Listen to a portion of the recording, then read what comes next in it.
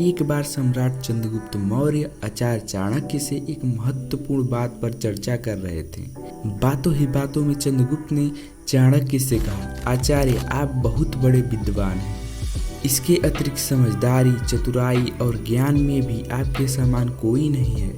पर कितना अच्छा होता यदि इन सब के साथ साथ भगवान ने आपको सुंदर रूप दिया होता। आचार्य चाणक्य तुरंत समझ गए कि राजा को अपने बल और सौंदर्य का घमंड हो गया है और वह इनके सामने ज्ञान और विद्या को तुच्छ समझ रहा है। उन्होंने राजा की गलतफहमी को दूर करने का निश्चय किया।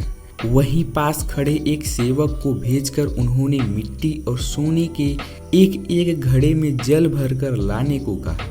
जब जल आ गया तो आचार्य ने चंद्रगुप्त से पहले सोने के घड़े में भरे जल को पीने को कहा और फिर बाद में मिट्टी के घड़े में भरे जल को जब चंद्रगुप्त ने पी लिया तो फिर आचार्य ने पूछा, सम्राट अब बताइए किस बर्तन का जल पीने में अच्छा लगा।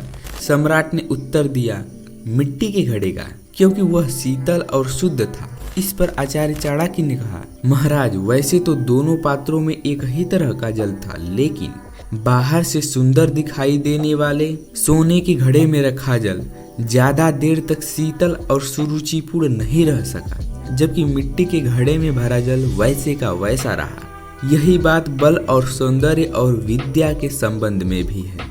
सुंदरता या कुरूपता की विद्या से कोई भी तुलना संभव नहीं है, क्योंकि सौंदर्य केवल देह में प्राण और लावण्य के बने रहने तक है और यह सिर्फ आत्ममुग्धता ही पैदा कर सकता है, जबकि ज्ञान अविनाशी और अस्थायी महत्व की वस्तु है जो प्रत्येक प्राण का जीवन परिवर्तित करने में पूर्ण रूप से सामर्थ्य है। आचार्य चाणक्य के इस उत्तर से राजा का झूठा अभिमान टूट गया और उन्हें भी अच्छी तरह से समझ में आ गया कि वास्तव में विद्या ही सौंदर्य से अधिक श्रेष्ठ